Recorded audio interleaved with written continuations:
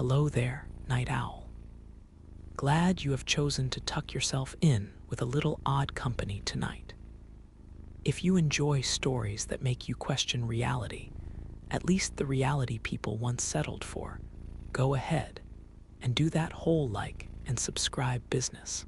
Look, I am not a bard, just honest. Tell me in the comments, what time is it where you are, and where is here for you? I mean, some of you are probably listening while eating breakfast, and that is its own adventure. Now, dim the lights, grab something warm or suspiciously herbal to sip, and let's ease into tonight's journey together. Congratulations. You have managed to wake up as someone else, someone wrapped in a questionable linen nightgown, groggy and highly suspicious of your surroundings. No phone, no decent pillow, not even a lumpy couch, unless you are counting the bed, which feels like it is stuffed with a mixture of straw and bitter regret. The room is dim, and the only thing flickering in here is the candle fighting for its life on a wooden table several limbs away. There is a hint of something musty in the air, wool, maybe, mixed with whatever passes for soap in this century. You itch at your collar, already plotting a daring escape from this suspiciously scratchy linen. You sit up. Well, you try. Your new body does not bounce the way you expect. It groans like old furniture. Your head throbs.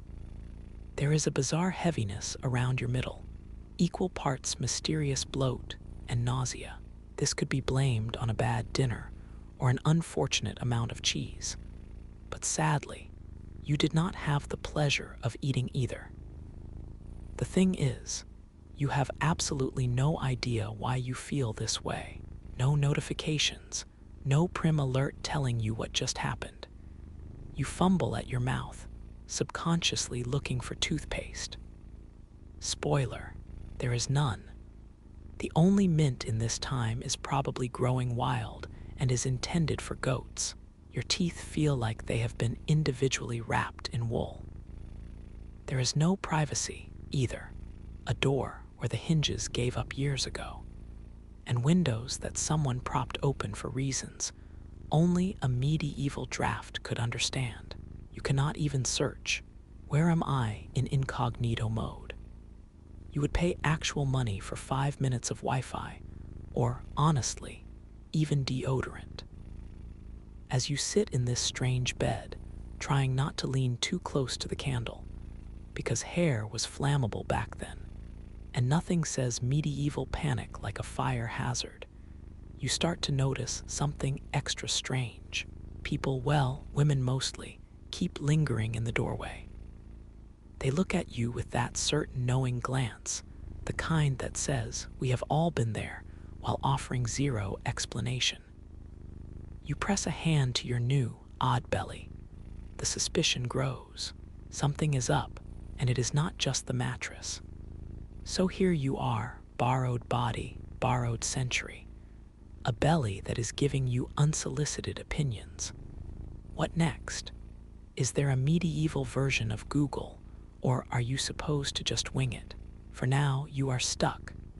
Welcome to history, the crash course edition. Who knows what the next moment will bring? It does not take long before someone decides you need answers, or what passes for answers here. With no bedside manner and a complete lack of subtlety, you are handed a handful of ancient barley and a chipped clay pot. The instructions, if you can call them that, are as straightforward as they are mortifying. The women gather with expectant faces, and it becomes clear this is your so-called medical screening. You are, quite literally, meant to pee on barley. There is no luxurious break for privacy. The women just sort of nod toward a corner, as if the idea of a door or a moment alone is wishful fiction. The room smells like last night's stew and this morning's anxiety. The stone floor bites cold into your bare feet, and that clay pot is somehow both sticky and freezing. Barley in your hand, you shuffle to your corner. You wonder if anyone in the history of the world has ever longed so much for tiled bathrooms, or at least a lock that works. The process does not improve with action. You do your best, trying not to make eye contact or any other contact with the matronly audience. There is nothing dignified about this.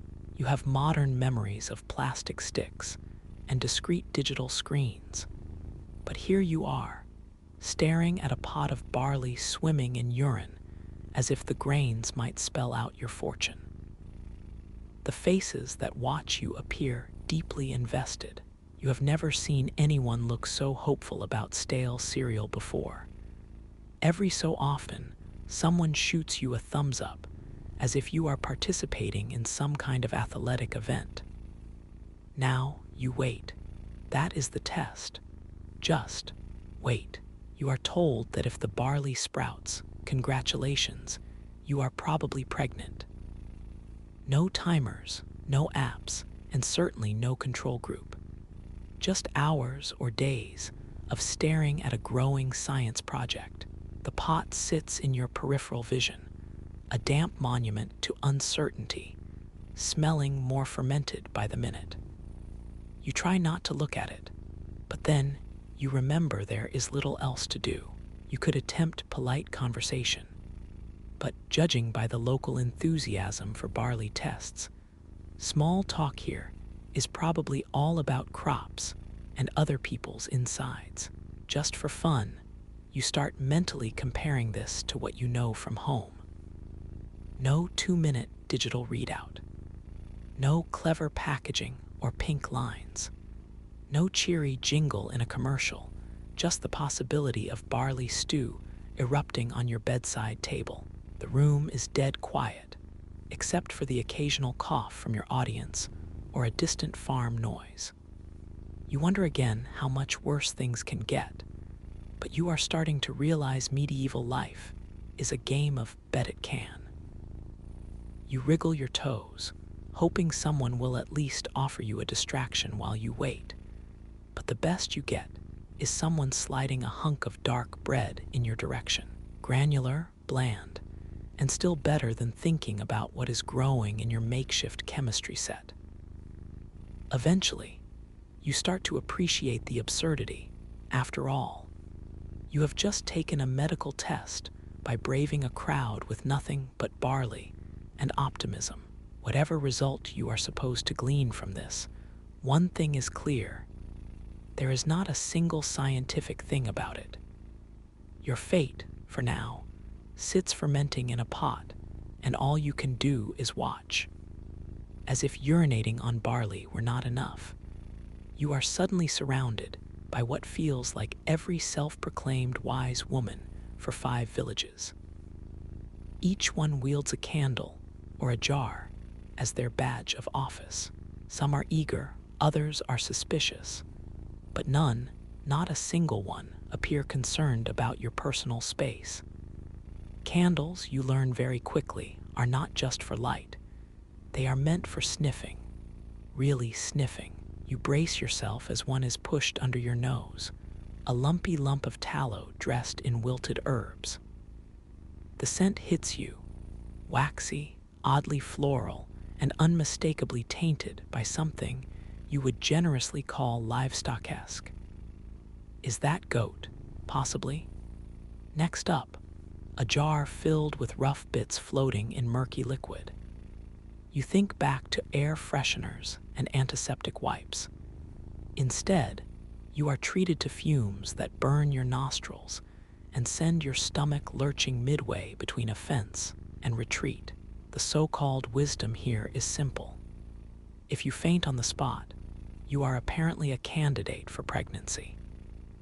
If you heave or retch, someone clucks with approval and adds your name to the invisible list of maybe expecting.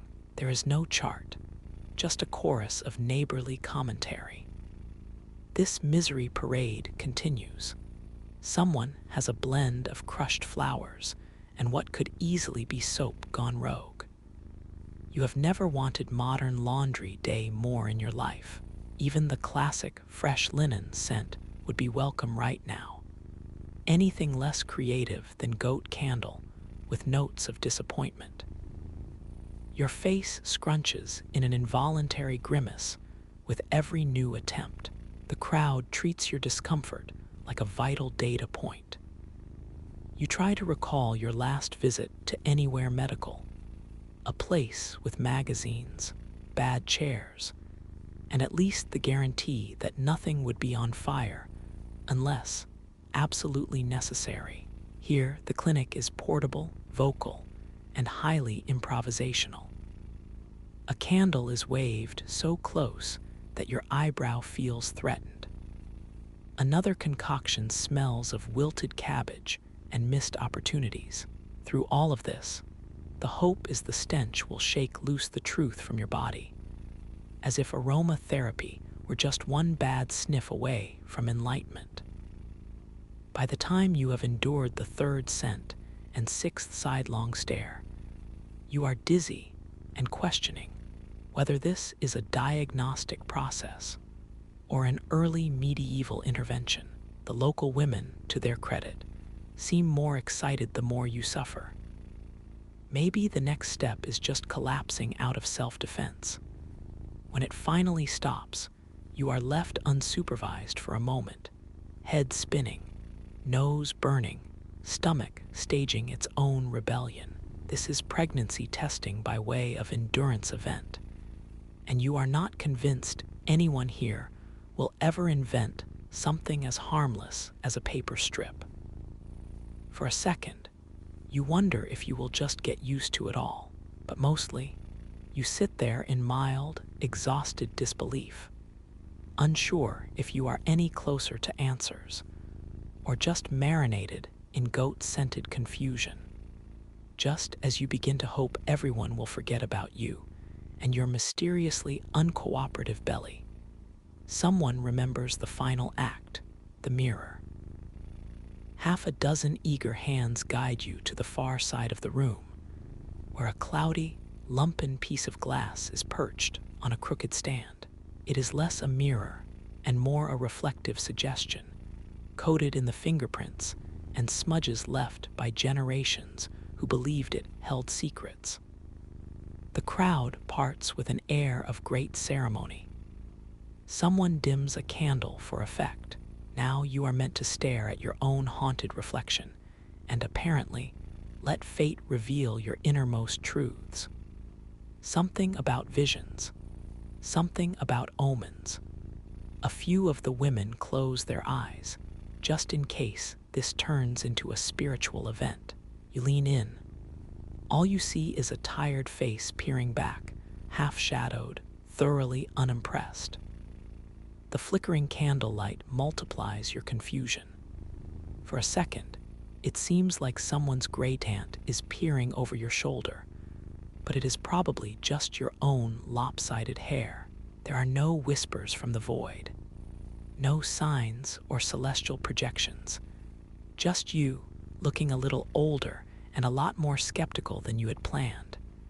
The women keep waiting. No one offers you a script. There is pressure, a low-grade hum of desperate hope that this mirror will finally settle the issue beyond all the sniffing and fermenting. You consider your options. Panic, invent a prophecy, or announce that your future involves several headaches and a longing for modern plumbing. You cough theatrically. The room leans in as if you might actually conjure something up.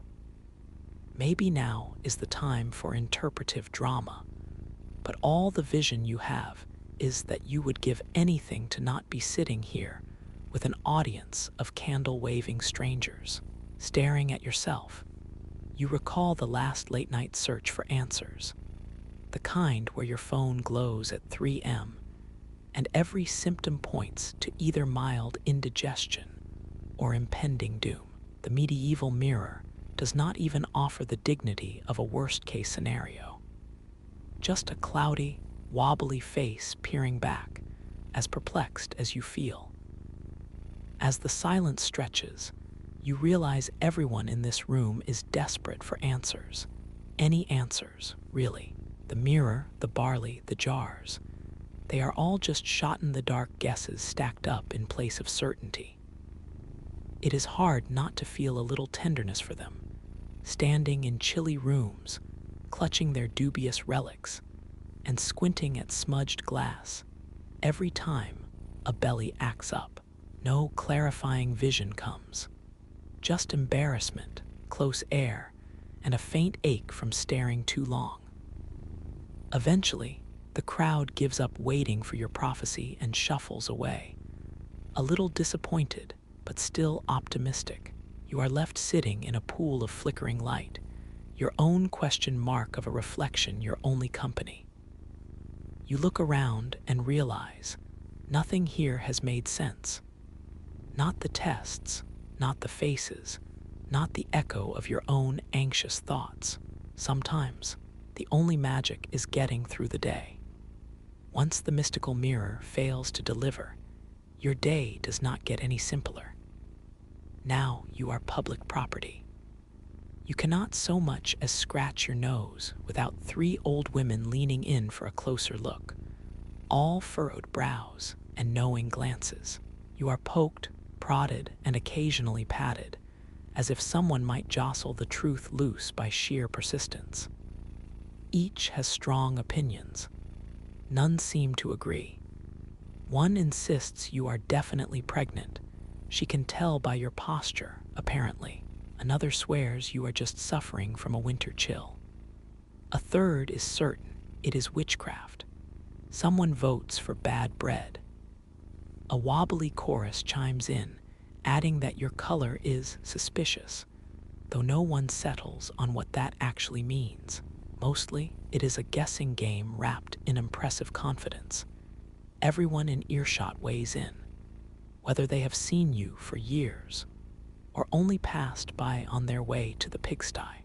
At some point, you start to wonder if they are genuinely worried or just passing the time. What if this is all about entertainment? Diagnosing you is more fun than shelling peas, and you are the festival centerpiece. You cannot do much besides sit there. Each whisper feels like a verdict. Someone always volunteers a family story that sounds suspiciously vague.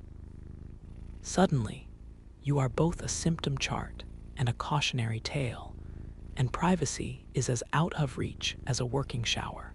You find yourself longing for the internet's unique brand of confusion. A forum full of strangers arguing over whether you are pregnant, allergic to cats, or being haunted by an underachieving poltergeist. Here, it is exactly the same, except you can see every face. Every furrowed brow and smug nod adds a little more suspense. Their expertise consists of rumors passed down with about as much accuracy as a game of medieval telephone. It is a strange feeling, not knowing your own fate while a whole room tries, loudly and with unwarranted certainty, to decide it for you. That creeping sense of anxiety builds, a quiet realization that, right now, you have about as much say in your destiny as a goat being bartered at the market. So you sit in the glow of gossip, drifting between dry appreciation for the spectacle and a throbbing undercurrent of helplessness.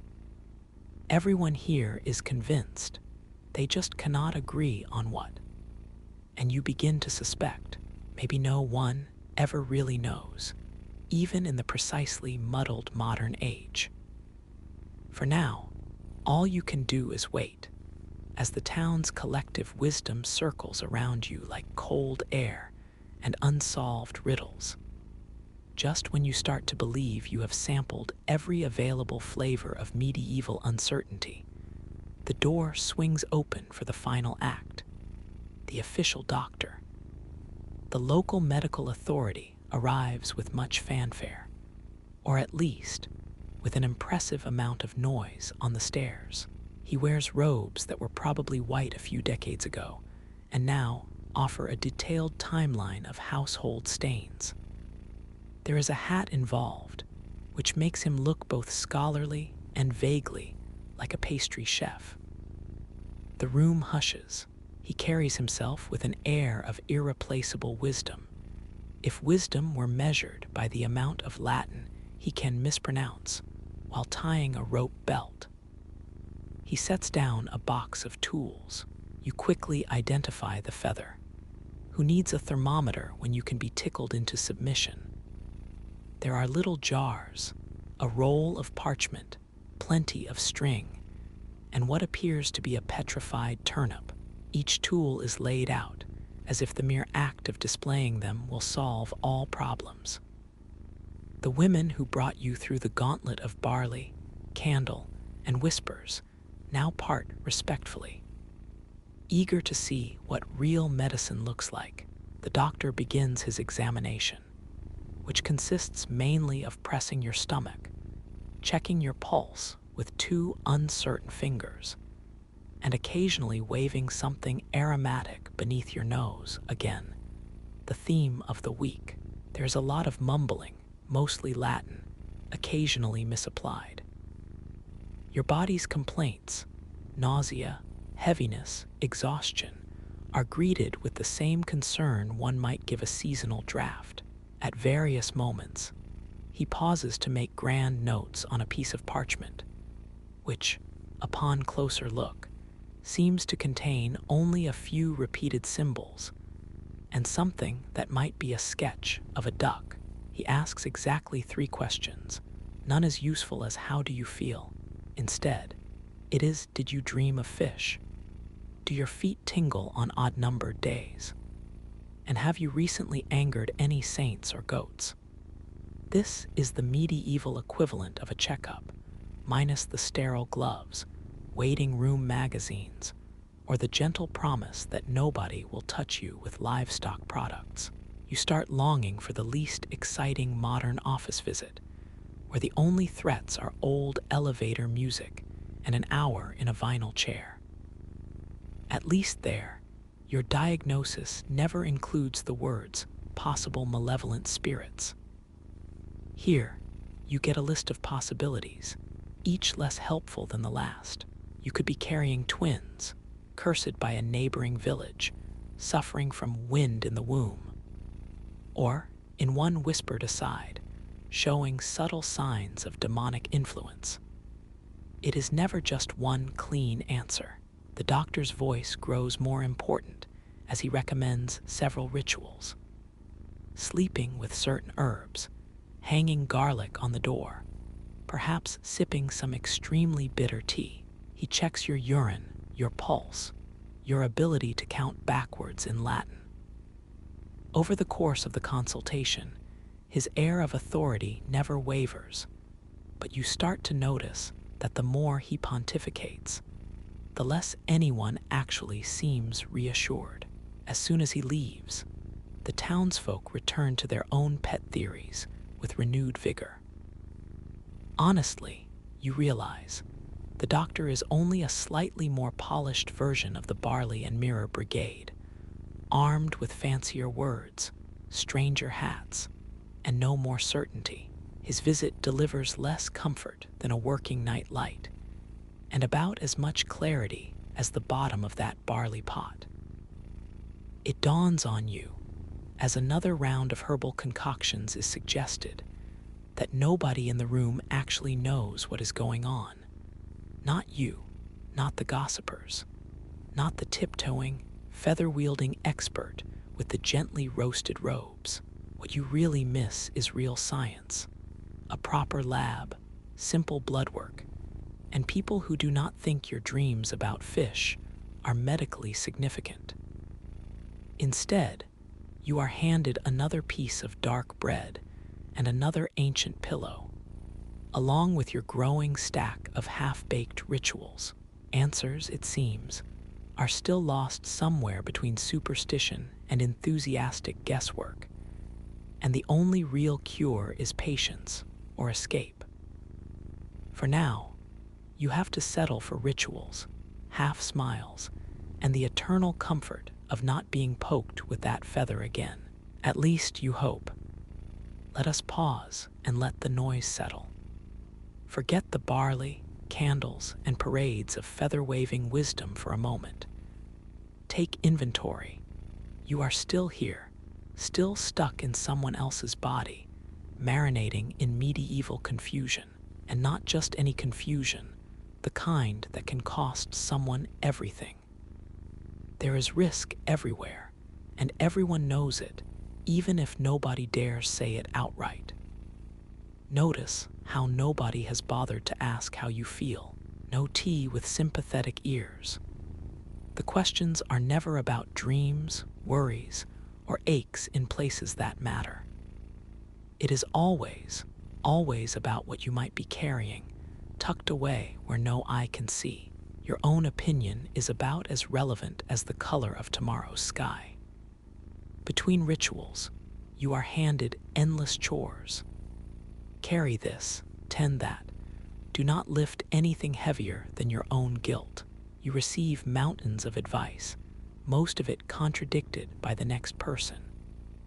A neighbor suggests spitting over your left shoulder. Someone else ties a scrap of cloth around your wrist for luck.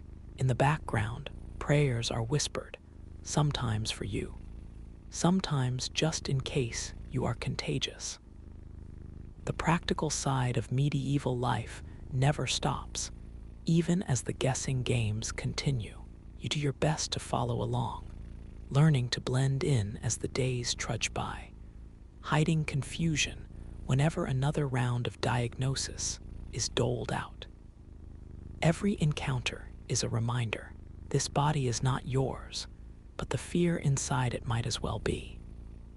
Whether you are truly pregnant, just ill, or smuggling a demon in your stomach, the stakes never shrink. Hope and dread live side by side, fueled by stories, suspicion, and whatever passes for medical fact.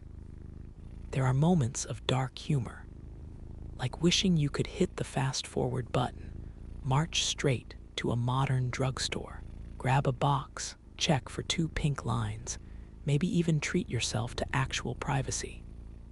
But here, choice is out of the question. Answers come in the form of rumors and old wives' tales, not science or certainty. The best medicine is keeping your head down and hoping you do not end up as the main topic at the next village meeting. So you move through the days, afraid, hopeful, and very much aware that everyone is an expert except you. In the small, honest moments between the advice and the scrutiny, you wonder what will become of this borrowed self. You wonder how women here live through it, year after year, with more questions than answers, and barely a moment to themselves.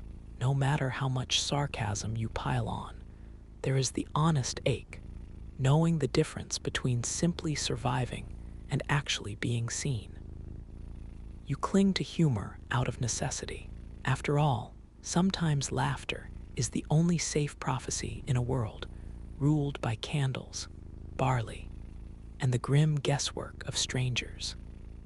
Now, as the last echoes of town gossip and clattering candles begin to blur, you notice the world around you is starting to fade. The linen itches just a little less. The musty chill gives way to remembered comfort, and nervous heartbeats slow as the medieval shadows grow distant. Your hands, finally, feel more like your own. No barley, no mysterious advice, no one hovering nearby to rate your symptoms. You have made it through somehow, as an unwilling participant in the most interactive crash course on guesswork and superstition ever designed. So, what have you learned as a borrowed soul, poked and prodded by centuries of doubtful expertise? Should you rank this experience closer to medieval or modern convenience? Personally, it sits solidly in the never-again category, right next to tax audits and interpretive dance. Try to smile at yourself now, wherever you are. You survived dubious rituals, survived questionable candle scents, survived a chorus of would-be experts who still would not let you decide if you needed breakfast or a priest. Consider it an accidental badge of honor, one you did not want, but absolutely earned. As you come back to yourself, notice how simple, reliable, and, let's be honest, underrated your own reality actually is. Take one last look back, just for the memory. The next time you hear an old pregnancy myth or see a brand new theory trending online, you will remember the day you trusted your fate to barley, goat-scented candles, and a very wobbly mirror. Consider this. Maybe, in the end, the best test of all is just knowing you made it here, with your sense of humor mostly intact. Funny how the smallest things suddenly feel miraculous after a tour through medieval guesswork. A little plastic test strip, a quiet bathroom, a lock on the door. These start to look like the height of civilization. Sure, even today pregnancy comes with oddball advice and wilder rumors. But at least, nobody hands you a handful of barley and asks you to watch it all week. No group of neighbors peering over your shoulder. No scented candles threatening your eyebrows. You might never look at your bathroom mirror or your leisurely morning routine the same way again. Take a moment and savor the relief. That quiet certainty in knowing your fate does not come from a barley stew or a chorus of gossip. For tonight, enjoy the luxury of science, solitude, and a world where your business is finally just your own.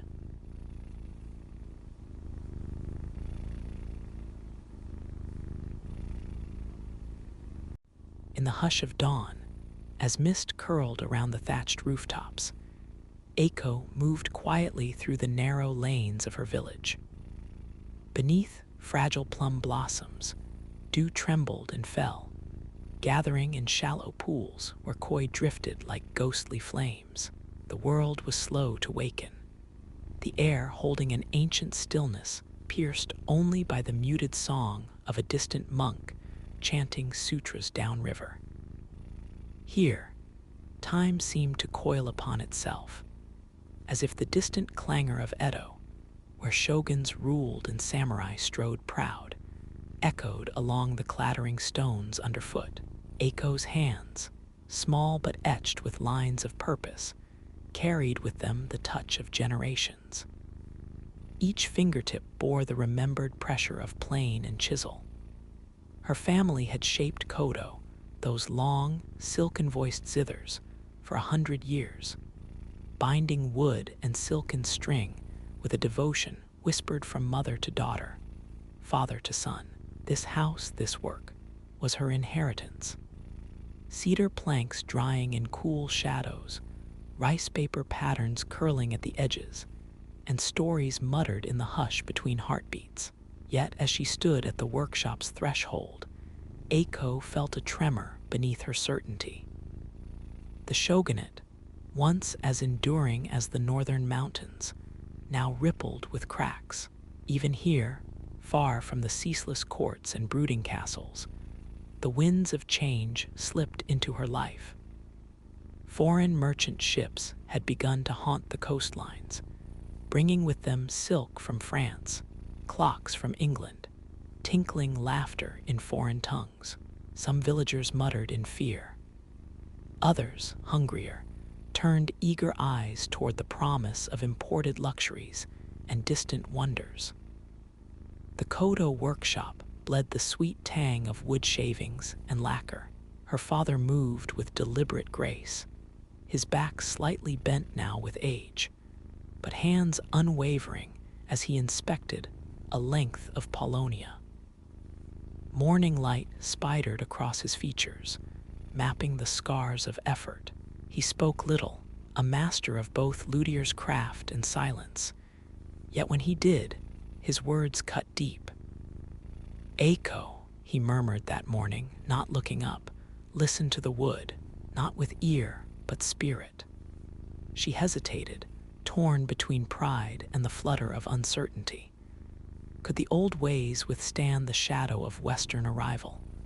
Already, Kodo orders diminished, samurai patrons vanished, their power dissolving with the fortunes of the declining shogunate. Merchants, newly emboldened, sought instruments of foreign make. Strange, bulbous violins with their sorrowful timbres, boxy pianos with keys like the teeth of an ancient seal. Yet as Eiko stroked the wood's living grain, old stories kindled behind her brow. It was said that the first kodo sprung from the body of a celestial crane, that its strings could echo the mood of mountains, rivers, and lost lovers. The instrument had been her family's bond and burden, promised as both livelihood and silent prayer. To forsake it, to yield the art to passing winds, felt like betrayal, but to cling blindly, to let the village sink into irrelevance as the world spun on, seemed a sadder fate. Late at night, she dreamt of music, strange interludes shaped by the melancholy cries of the new, the resonance of the old, twining together in dissonant harmony. Waking, she saw herself reflected in the shoji paper walls, her own face a paradox, the eyes of her ancestors, the restless mouth of one born to witness endings. She yearned, almost painfully, for guidance, for an omen that would reveal the shape of her future in this shifting time. On the river's bank, traders' banners snapped in a sharp, foreign breeze. Their goods gleamed with forbidden allure. Eiko wandered among them, fingers half-curled with interest and unease, hearing the brash laughter of sailors from beyond the oceans. The scent of tar, citrus peel, and sweat mingled with the familiar dampness of moss, as if the old and the new were learning a cautious courtship, neither yet willing to yield. In her heart, the questions gathered. Could tradition survive transformation? Would love for the kodo be enough to carry it onward, or must she, too, become a maker of something new, abandoning the sonorous relics of her bloodline? Each morning, she stepped into her family's shadow, awaiting an answer shaped by the slow chisel of history, quietly hopeful, quietly afraid, as the last luthier of the Tokugawa age. The rhythm of daily craft enfolded Eiko like a patterned kimono, familiar, protective, but increasingly cumbersome. The kodo workshop, once a sanctum of ritualized peace, now vibrated with silent tension. Outside, the plash of spring rain played counterpoint to the clicking of her tools upon wood, each droplet a quiet reminder that seasons, too, refused to remain still. This morning, the workshop felt smaller, suffused with the fragrance of camphor, and stretching from memory to memory. Eiko's father limped as he moved from bench to bench, his knotty hands confirming the curvature of a nearly finished soundboard. Beside him, Eiko prepared the silk threads that would eventually sing beneath skilled hands. Her thoughts, however, wandered beyond the grain and sinew of her work. As a child, she had believed each kodo held a spirit. Her deceased grandmother had instructed her to whisper thanks to the trees, to the mountains that cradled their roots before the act of cutting. Wood remembers, the old matriarch would murmur, eyes clouded but voice resolute. It remembers storms, soft moons, and the hands that guided into song. Even now, Eiko sometimes paused to mouth a silent gratitude before lacing the instrument's bridges. The formality connected her to a lineage of storytellers, artisans, and witnesses to fragile epics. But these days, such ceremonies sometimes felt like gestures to absent gods. At the riverside marketplace, she had glimpsed foreign stringed instruments, guitars shaped like unfamiliar wings, violins whose elaborate scrolls imitated the shells of ocean-dwelling creatures. Eiko watched as curious villagers gathered around these novelties, their fingers tracing lines unfamiliar to tradition. A new hunger glinted in their eyes, for otherworldly harmonies, for the velocity of the changing age. The old ways, honored and polished through centuries, seemed suddenly as brittle as eggshell.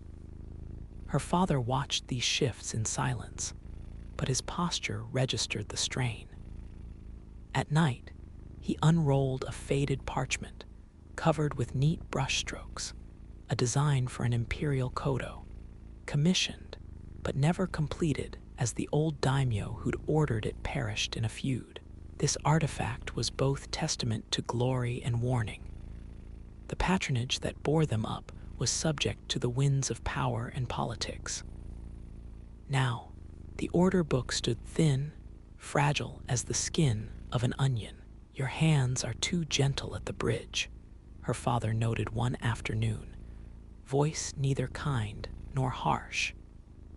He positioned her fingers upon the narrow bone, his own knuckles pressed close, their touch resonant with unspoken generational burdens. Strength must balance grace, Eiko. The lesson drifted beyond its surface. As she pressed harder, seeking the precise balance, her mind conjured her ancestors, stoic, patient, bending the world's offerings into form and sound. But the vision also brought a felt absence. The knowing glance of her mother, who had shaped music from silence and died before the girl could properly apprentice. In her absence, the weight of custodianship settled more firmly on Eiko's narrow shoulders, insistent and cold. One twilight, as rain slackened and the air shimmered with the promise of new growth, Eiko took a finished kodo and wandered up the moss-covered steps toward the ancestral graveyard. Incense drifted like pale smoke between darkened gravestones. Setting the instrument upon her lap, she plucked a tentative scale. Low, then high, the notes quivering and pure. Shadows of the past pressed close. Her music did not banish them, but lent them form and dignity. A fox barked far off. Around her, plum trees shook their petals loose, the fallen white blending with rough stone and fallen leaves. Eiko closed her eyes, letting memory and melody braid together, until the sense of solitude eased. In that moment, she realized that the kodo's power depended not on the world's attention, but on the integrity of its making. She played on, each note a small affirmation, a statement against vanishing. As darkness deepened, Eiko swaddled the kodo and returned to the village. She carried with her not answers, but a subtle resolve to continue shaping music, even if only for the solace of an uncertain heart. The currents of change, she felt, could not wholly erase the strings of heritage. There remained, deep beneath the surface of tradition, a source of resilience, quiet, tenacious, and for now, undiminished. Summer seeped inexorably into the village, bringing a languor broken only by the shrill song of cicadas clinging to bamboo thickets behind the houses. The sun, old and impartial, poured molten gold onto the water-worn stones and glazed the walls of the workshop. It was a relentless season, the kind that accentuates every flaw and hardship, unmasking the slow unraveling at the heart of venerable things. The air inside the workshop weighed heavy. Gone was the vibrant undercurrent of laughter and steady hammering that once made the place a living entity. The rows of unstrung kodo shells now gathered a dim patina of neglect. Tools, meticulously arranged for years, waited by the window for hands too weary or absent to employ them. Even the scent, once ripe with the resinous perfume of lacquer and shavings, seemed to have retreated, replaced by something flat and metallic Aiko's father had taken to coughing at night. The sound no longer surprised her, but its persistence unsettled her sleep. In the mornings, his steps had grown unpredictable, shuffling with the stiffness of someone negotiating pain. She watched from a respectful distance as he tried to work, refusing to yield the careful tasks that defined his daily rhythm. Pride, she understood, tethered him more deeply than any filial bond. He finished fewer instruments each month, but resisted her offers of help with a silent, almost ceremonial denial. Patrons grew scarce. The old retainer from the castle sent word that the last of the family had departed for the capital, their posts dissolved and their debts left unpaid. Aiko delivered a completed kodo to a merchant's house, only to find that payment came half in coins and half in foreign glass beads, brilliant, useless, meaningless in the currency of their heritage. She returned home with the burden of survival pressed close, a pressure that threatened to distort every note she tried to coax from the strings. Among the villagers, a mood of secret calculation spread, even as the rice paddies glimmered beneath the sun's unblinking eye. Farmers discussed whispers of rebellion and famine. Children gazed at passing foreign soldiers with fearful, fascinated eyes, mimicking the guttural language they could barely imitate. Some craftsmen abandoned their trades, turning to barter and odd jobs, their workshops left open to weeds and idle gossip. One muggy afternoon, as Aiko rethreaded the silk of a cracked instrument, a foreigner appeared by the sliding doors. He stood awkwardly, height and posture proclaiming difference. Even before he spoke, halting, rehearsed syllables pulled from a phrase book. He gestured toward a battered violin tucked beneath his arm, then toward her workbench. The request was plain. Could she repair the tired instrument, lend some of her expertise to the rejuvenation of music not her own? Aiko hesitated. The wood was foreign, its grain denser than the supple paulownia of the kodo. Peering inside the violin's sound hole, she recognized both the care in its construction and the violence of its journey. A warped bridge, strings frayed by salt air. Something within her responded, curiosity entwining gently with apprehension. This was not her world. Still, she did not turn him away. Instead, she sat beside the man in the mellow hush, examining the instrument's wounds, asking, through gesture, through shared deference to fragile beauty, what it might mean to mend that which was unfamiliar. The violin's restoration unfolded slowly. Each adjustment revealed differences, not only in method, but philosophy. The violin's curves announced a yearning for projection, sound meant to reach boldly, to fill foreign concert halls, whereas the kodo's resonance cherished introspection, painting music upon the silence itself. As Aiko listened to the way the violin sang when, at last, it was restrung, she understood that some traditions protected by the shogunate had already begun to blend with or yield to the outside world. Later, her father observed the newly repaired violin on the bench, his expression unreadable. "We can only shape what is placed in our hands," he said, voice faint but clear. His words trembled with both resignation and a secret, flickering hope. The workshop, though quieter now, held within it not only silenced echoes, but the latent possibility of transformation. A capacity, perhaps, to survive by welcoming the unfamiliar, if only for an uncertain time. That night, with the violin's foreign melody drifting softly from the shadows. Eiko realized how easily walls of certainty could be breached. Yet even as she stood among her family's tools, the fragile balance between reverence for the past and acceptance of the new remained, poised on a trembling edge, much like a string drawn tight, full of hidden tension, ready for silence or for song. As the monsoon clouds massed and rolled in from the southern seas, the horizon over the village flickered with silent lightning, a prelude to turbulence both atmospheric and political. The rains began in earnest, heavy, ceaseless, drumming night and day against the papered walls, and swelling the river with a fast, reckless urgency.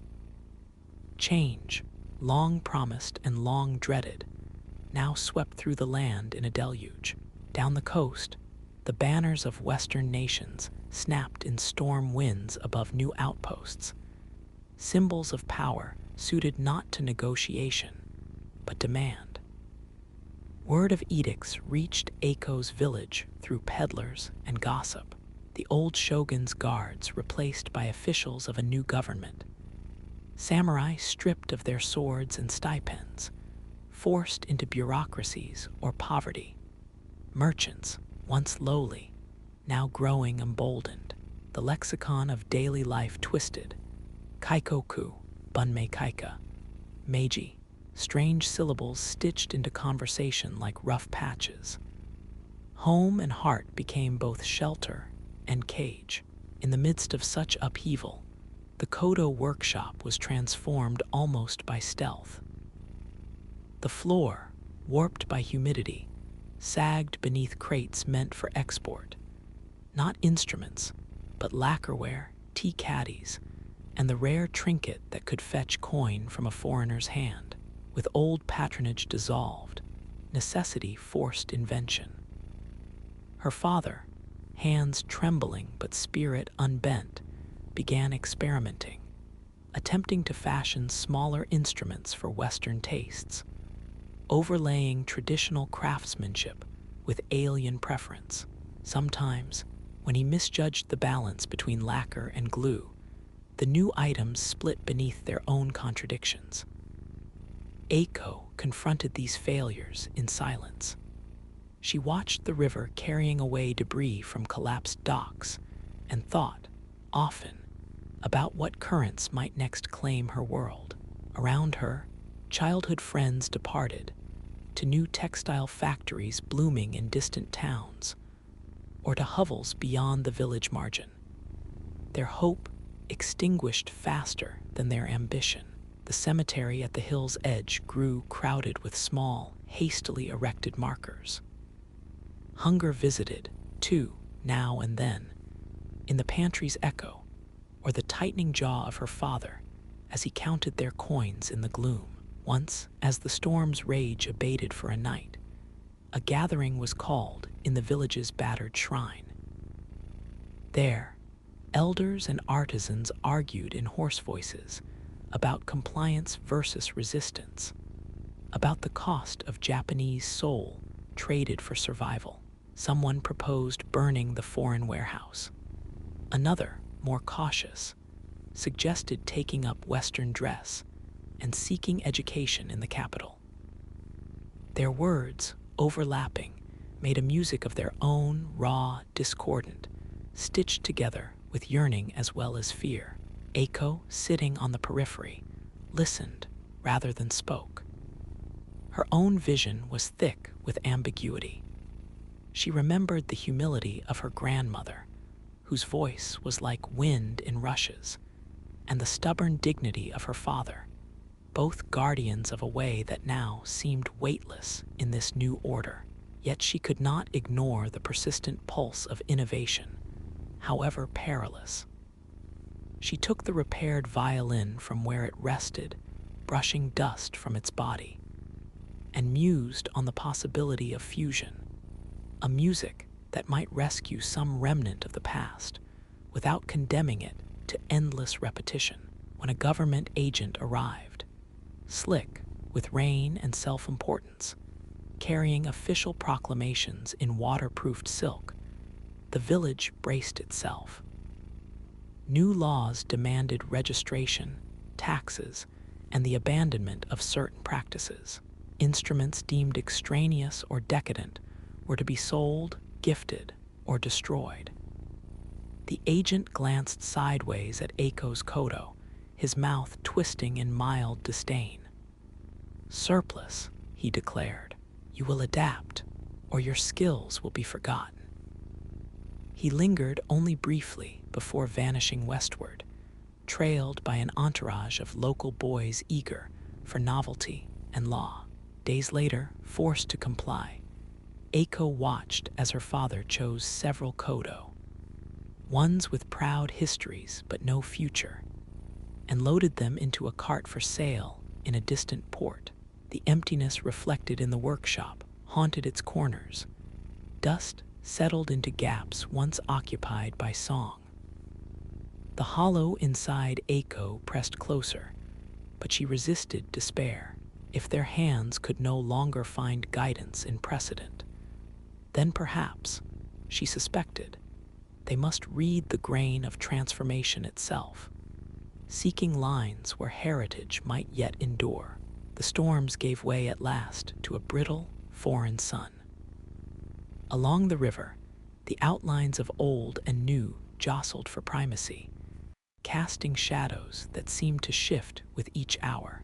Standing at the threshold of her family's home, Aiko felt the gravity of both loss and mutability.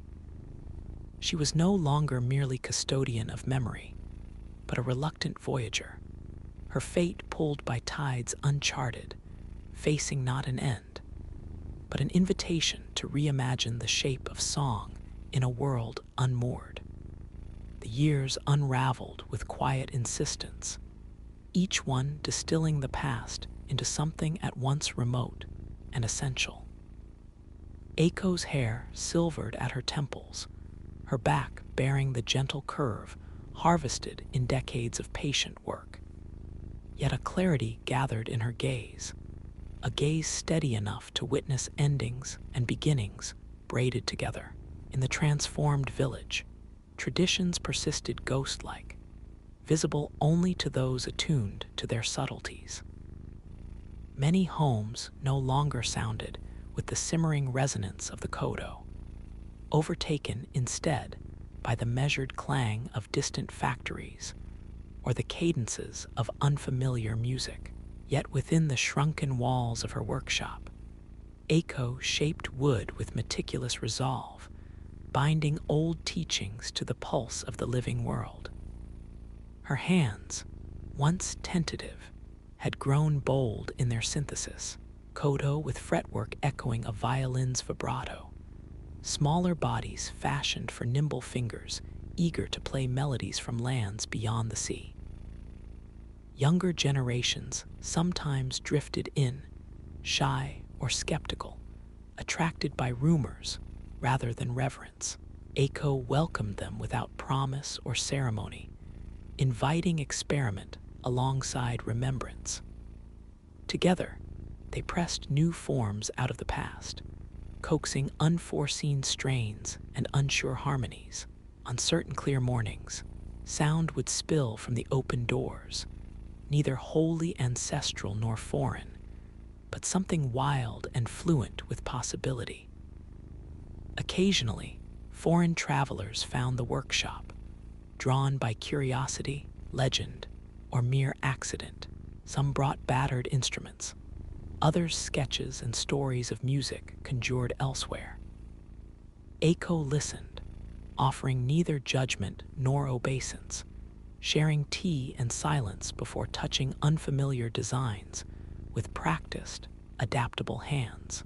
In these moments, the boundaries between tutor and student, guest and host, seemed to dissolve, leaving only artisans tracing sympathetic vibrations across the grain of time. At festival's eve, when night crept slowly down the hills and lanterns quivered against the wind, Aiko played her own hybrid instrument by the river's bend. The melodies she conjured were restless, threaded with longing, faith, and the ache of transformation. Villagers lingered in the hush, uncertain but attentive, witnessing the Kodo's legacy lifted gently beyond the old shogunate's reach. The river, bearing the echo onward, sang back to them that nothing precious is ever wholly lost.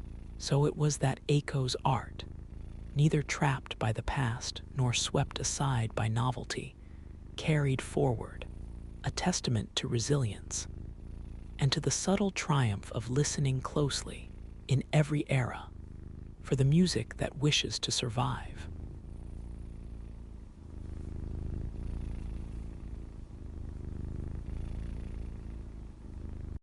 Winter does not arrive suddenly in the north.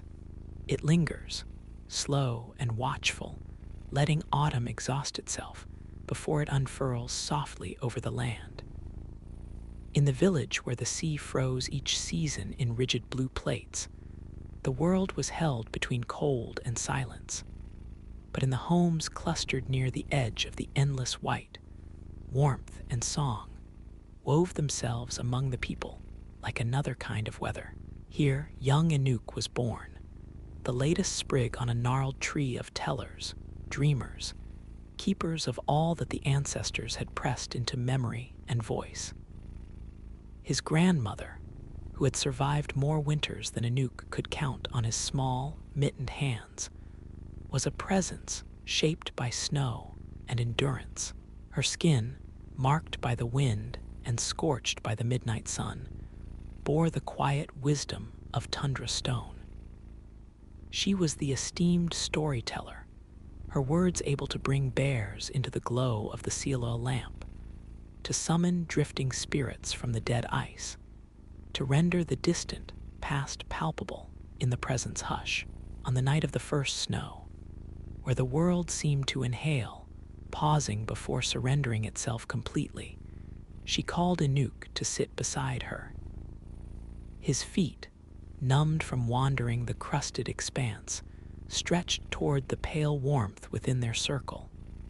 But it was not just for comfort that he huddled so close.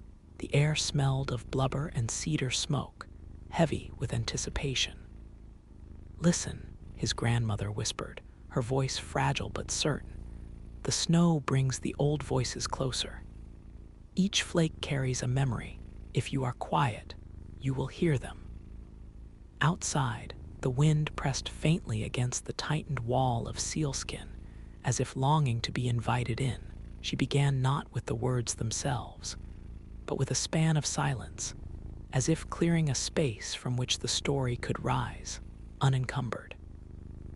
In that interval, Inuk's eyes drifted to the trembling lamp flame, and he could almost sense the approach of something vast and ancient, the first heartbeat of the world beneath the snow, waiting to be named.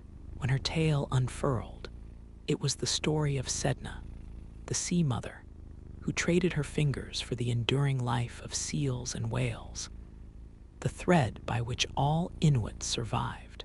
Inuk's grandmother let her tone stretch and thin, echoing the icy, salt-haunted ache of Sedna's sacrifice, while her gestures conjured the furred heads of animals surfacing near forgotten ice floes. And Inuk, though his eyelids fluttered with drowsiness, gripped each word, as if it might slip away into the heavy Arctic dark. She did not recite mechanically, nor hurry, as if time would devour her tale. Instead, every word was weighted, each pause deliberate, so that Inuk could see the surface of the sea ripple, mirroring the restless stirrings in his own heart. His grandmother's voice seemed lodged in the roots of the world, something old and inevitable, a sound the wind respected but could not carry away. At dawn, when the story at last faded and fires died in their clay bowls, Inuk felt changed, though he could not name how. The village, ringed by emptiness, sheltered its fragile lives with nothing more than these tenuous, precious threads of story. He saw, perhaps for the first time, how the tales were not merely entertainment, nor idle memory, but lifeblood itself, the code and prayer by which they remained Inuit. But outside, the world was shifting. Already the hum of distant machines, the crackle of unfamiliar tongues, stained the periphery of their nights. Inuk's grandmother, her gaze luminous in the half-light, pressed her hand to his chest. "Promise me, child, you will remember. You will speak the old words, even if the snow listens alone." He nodded, neither understanding the scope of her request, nor the shadow that trailed behind it, a silence encroaching in slow steps. Yet as the sun glimmered across the sharpening plain of white, Inuk held her vow like a coal between his fingers, certain only of the warmth it gave. The story, his story, was beginning, and in the hush where snow fell, something ancient whispered, certain and almost lost. The days slipped on, edged with brittle cold, the taste of meltwater, the rhythm of feet tracing gentle arcs along snow paths worn smooth by generations.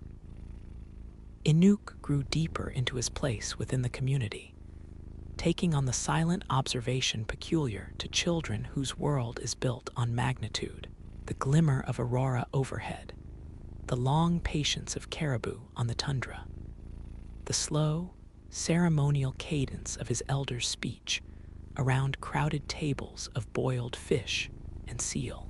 Yet beneath the lull and hush, a thread of absence began to unspool. Where once laughter escaped easily into the white morning, now it died out sooner, cramped by a hesitancy that Inuk could not understand. He listened, as ever, for stories, at fire circle, on long sled rides, under pelts in the blue-black hush of evening, but found more often a narrowing of words, the dragging uncertainty that dwells before the coming of something vast and unknown. It began with interruptions. Foreign sounds filtered across the sea ice, an engine's wheeze, the restless reports of unfamiliar music, syllables unshaped by wind or story. Elders frowned at the intrusion, their conversations broken by the intrusion of errant radio static. Inuk watched as, one by one, neighbors' fires dimmed earlier, men and women vanished indoors, and the nightly gatherings that had so defined his small world grew thin as a starving fox. He noticed it first in his grandmother. Her once impassive certainty frayed beneath the onslaught of newcomers. Traders with bright cloth and English words, officials with pens they wielded like spears, faces blurred by the frost of disinterest.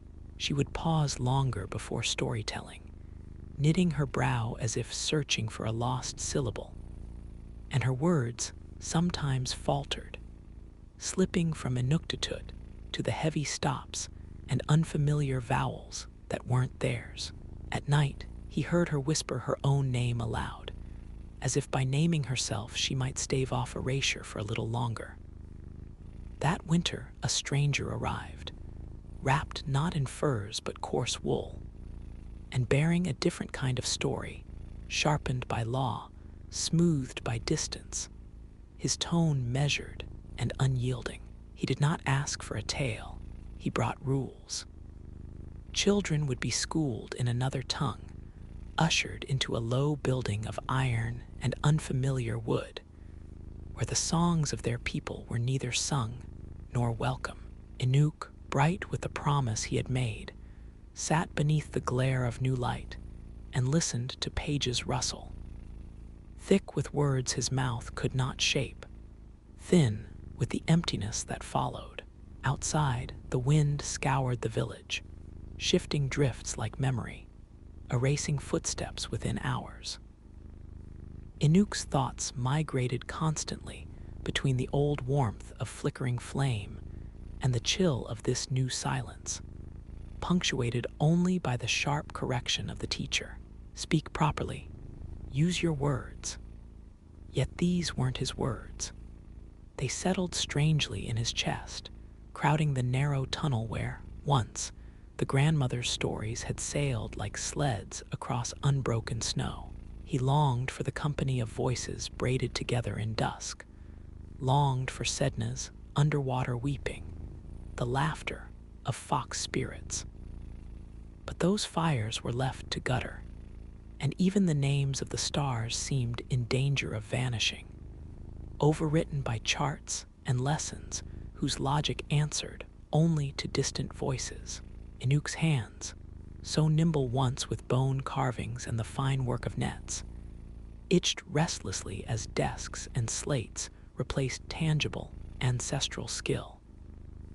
Still, every so often, behind shuttered doors, his grandmother gathered the thinned remains of their circle and whispered.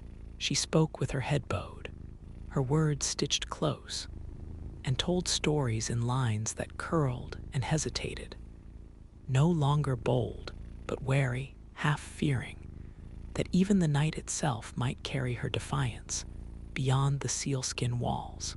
Inuk listened, storing the sound of her voice, even as the foreign words crowded against his memory with blunt insistence.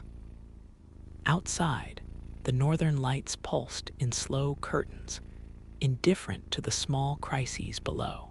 Inuk traced the shapes of things lost. A drum's echo, a parent's call fading near snow-laden stones.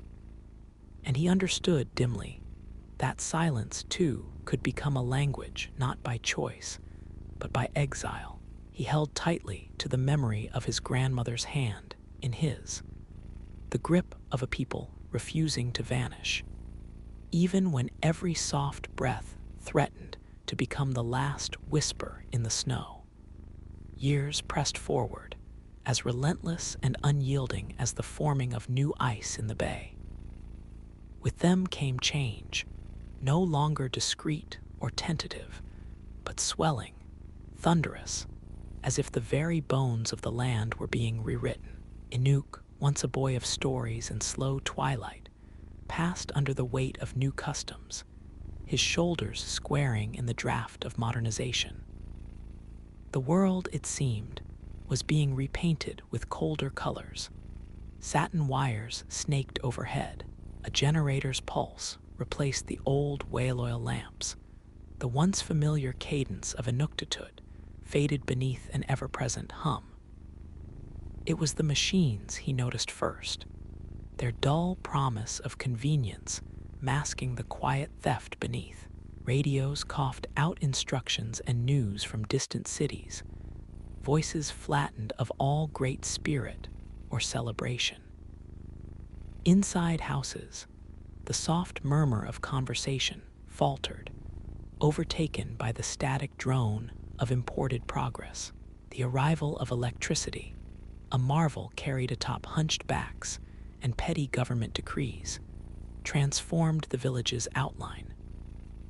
The blue glow of screens replaced the warmth of fire, the village's heart arrhythmic, lost behind insulated doors. Inuk, now a youth threading between two ways of being, struggled to reconcile these dual inheritances.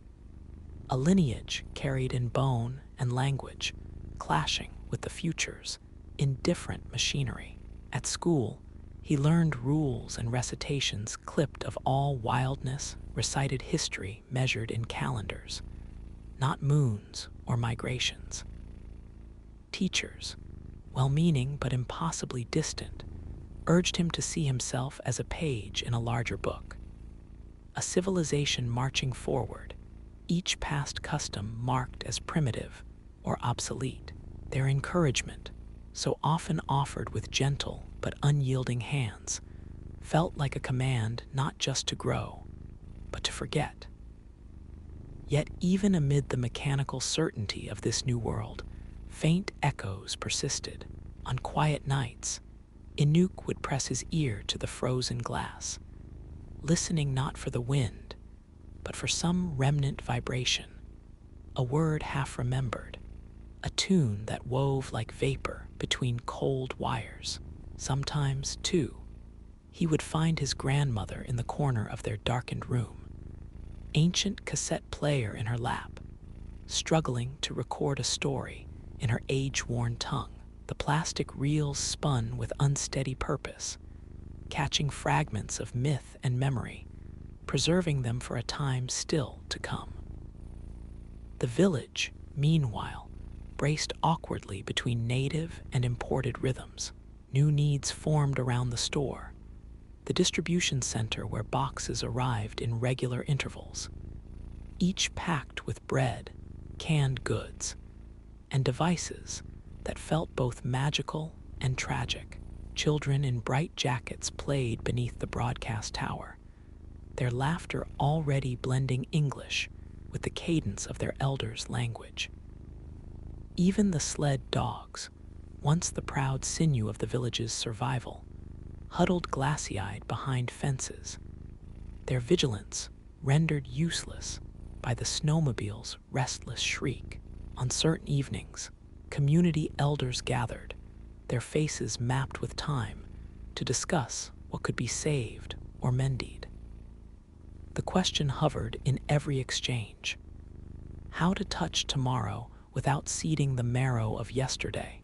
Inuk sat among them, feeling the lightness of his father's new tools in contrast to the dense, sharp memory of his grandmother's words.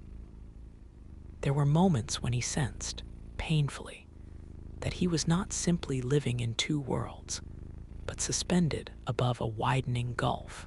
He became a silent observer of small acts of resistance. An old uncle humming lullabies not covered in electronic lessons. A cousin weaving patterns on parkas with symbols that machines could neither read nor erase. Youths gathering in the blue hour before dawn to drum, their rhythm staccato yet insistent, as if marking territory beneath the indifferent satellite sky. Despite all, Inuk understood that the machine, unyielding, impartial, could only record, not listen, transmit, not understand. He saw his own reflection in television glass and computer screens, half-formed, rippling in the uncertain light, searching not just for the face of his ancestors, but for his own. On the eve of yet another technological inauguration, he stood outside the house and gazed at the severed horizon, streaked with the unnatural pulse of navigation beacons. Deep down, he wondered if a recorded story could ever replace the tremor of a voice beside a living flame. As the generator thudded on and the northern sky flickered with unfamiliar interference, the question echoed beneath his ribs: what in this age of relentless signal would survive, and what would be finally, truly lost? The season tilted and the air sharpened. Through the late hours, winds came that were new to living memory, louder, angrier, as if an ancient contention long withheld had finally found its tongue. Warnings arrived by falling pressure, by unsettled animals, by elders tightening the seams of doors and windows with old, practiced care. The great storm would not simply pass. It would press the entire village to its edge, testing what could endure, what must yield. Inuk, grown taller, but marked with the inward gravity of youth called too soon to witness, felt the approach long before the snow thickened beyond the reach of lamps. In the hours before the wind unleashed itself, neighbors streamed toward the old community hall, drawn not by duty, but by the instinct to survive together. There, for a rare moment, the generations gathered in wary proximity. Husbands clasped hands with wives, children folded against mothers' coats, and stories, usually splintered and thin, surfaced in brief, necessary bursts. Reminders of places lost to earlier storms, legends of hunters who survived on little more than wit and stubbornness. Outside, the violence began. Snow lashed sideways off the roofs, obliterating every path. The ice moaned beneath the sudden, total darkness as the gridlines flickered, failed, and left only the old reserves of whale oil and battery light, blinking brave and small in the vast black. The machine age, for a brief span, receded. The wind drowned all broadcasts, erased every mechanical comfort, making no distinction between new wires or old bone. Inuk huddled with his family in a corner, the storm's roar punctuated only by the whisper of breath and the faint tremor of fear pressed low in the chest. His grandmother, wrapped in caribou and memory, laid her hand upon his crown and began to murmur, not for storytelling's sake, but for summoning courage. It was not one of the great epic myths, but a simple accounting, gently repeated. The names of elders who had withstood winters before, the skills taught by vanished hands, small wisdoms carried across many nights. The hall shook, timbers creaking in complaint. All eyes found the eldest among them, as if willing her fragile wisdom to serve as anchor. Suspended in that near darkness, the artificial boundaries between speech and silence dissolved. Neighbors, usually divided by custom or shame, opened mouths to add their own fragments to the communal voice. An uncle recalled how, in his childhood, food caches were found beneath 6 feet of drift. A visiting cousin sang an old melody, its pattern simple, but so achingly familiar that the room's tension softened, knitted closer with every trembling note. As the storm deepened, Inuk heard stories that might otherwise have been left untold, tales of lost seasons, of migrations unfinished, of rivalries forgiven in the face of need. Every utterance was a link to someone no longer present, a parent, a sibling, an old friend, each memory cast outward like a lifeline. In that suspended time, children clustered at elders' knees, trading the language of screens for the fluent code of face and gesture. Soft laughter, infrequent yet genuine, kindled among them. A young girl mimicked the bark of a distant dog team, drawing a ripple of delight. A stoic hunter, whose words were usually reserved for weather and ice, recited the riddle of the sleeping owl, prompting guesses, and a playful tug-of-war between age and youth. No story was recited whole or uninterrupted. The storm demanded attention, rattling windows and testing the walls that had so often sheltered only resignation. Yet somehow, as the hours stretched and neighbors surrendered to the rhythm of retelling, Inuk felt the boundaries of language blur. Words traveled, inflected by laughter, by fright, by longing, and became something resilient, a web spun to shelter more than just bodies. For a time, the hall was more than a communal space. It was a sanctuary of memory, an arc of warmth adrift in a frozen, ravenous sea. Outside, the storm raged on, indifferent and absolute. Inside, pulse and voice joined to make a resistance not fashioned from opposition, but from unyielding presence. Inuk recognized, not for the first time, that survival was more than endurance. It was the mutual act of remembering aloud. Even as exhaustion threatened to silence them, the stories wove their way across the battered room, a promise intimate and fierce that the storm would not sweep them into absence. By dawn, the gale withdrew, spent and sullen, revealing the distant promise of clear sky. Inuk, emerging into brightness, found the world reshaped, the familiar made strange, paths covered, and the horizon swept clean. Yet in the echo that lingered behind the battered doors, he sensed something irrevocable had been defended, their stories, carried through the storm in the shelter of living voices, endured. The fragile threads of culture, stretched but unbroken, hummed softly with the memory of survival. The great storm, with all its bluster and threat, had passed, but it left behind more than broken fences and sculpted drifts. It left a pause, a hush that lingered in the air, as if the land itself remembered the night when words outlasted the wind. Inuk emerged from the dim hall, blinking in the crystalline brightness, and sensed that he was stepping into a changed world, temporarily restored to silence, but still aspiring to echo with story. In the days that followed, routines resumed with a careful reverence. Families rebuilt what was dismantled, men set their traps and checked weathered lines, and children, swaddled in patched coats, traced new pathways in the snow. Yet beneath every task, there pulsed an unspoken recognition, a knowledge sharpened in the shared darkness, that to survive was not only to endure, but to belong to a strand of meaning spun long before any one life began.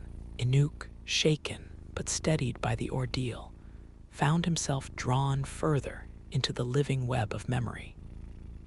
He sat with his grandmother as she sorted bundles of sinew and bone, listening to her recount not only the old legends, but the stories now being formed, how the villagers had come together, the way laughter had crept beneath the hammering storm, the small mercies that threaded through each moment. These weren't just recollections.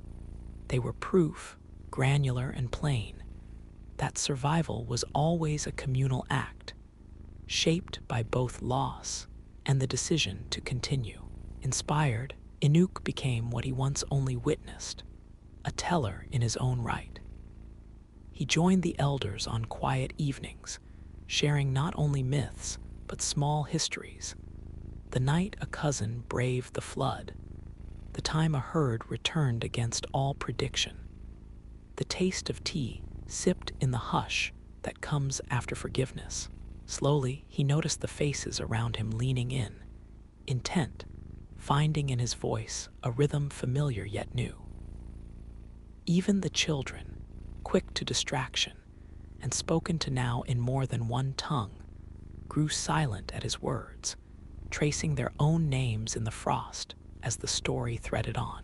Time crept forward, its marks visible in the shifting technology and the arrivals of strangers with sharper edges and softer promises.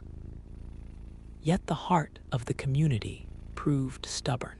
Teachers, some of whom had never outlasted a winter storm, gradually asked to learn the local words.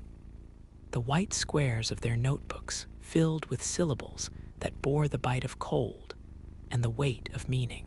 At gatherings and celebrations, stories began to braid the old and the modern. A tale of Sedna recited beside the account of a radio restored from silence. An ancient riddle echoed in a child's digital drawing etched on a borrowed tablet. The village, reborn in subtle ways, didn't so much resist change as learn to recognize which parts of itself were luminous and indivisible. During summer's long sun, the elders shared songs that nested Inuit words within English verses, and Inuk joined companions in teaching younger children through the games of both tradition and invention. Even in the glow of screens, stories traveled, an uncle's recollection preserved by microphone, legends archived with trembling hands but spirited hearts, snippets of laughter sent as recordings to kin who had drifted south. Far from Arctic night, Inuk visited the storehouse of these tales, a modest library housed in what had once been a council storeroom. Here, tapes hummed with static and precious song, not perfect, but fiercely preserved. Books wore annotations in more than one language, their margins blossoming with hastily drawn animals and notes of joy or hand-me-down sorrow. He understood, standing among shelves that smelled of ink and dried moss, that each record, each imperfect echo, was not a mausoleum, but a seed. What mattered was not the form, but the willingness to remember, to speak, to teach. One twilight, as frost settled lightly on window glass, Inuk's grandmother pressed into his palm a small carving, the likeness of Sedna, hands reformed, cupping life. "Our stories are not given to the wind," she murmured, her voice at once tired and bright. "They ride in you now. Let them travel." And so they did. Word by word, joke by joke, lullaby by refrain, Inuk became both vessel and voyage. He carried his people's stories into schools, onto radio waves, across the wires that drew the wider world nearer by the day. His tales were not always solemn. Often they bounded with the stubborn mischief of survival, punctuated by laughter that could crack the most solemn moment. The living legacy was not preservation alone, but transformation, the willingness to offer old wisdom to new hands and let mystery find shape in an unfamiliar age. Even as the world pressed in, never silent, the pulse of story beat on, stubborn as the land's own thaw and freeze. Beneath aurora and machine alike, Inuk and his people fashioned their tomorrow out of the voices that would not, could not, be lost to snow, nor storm, nor the quietest hush of time.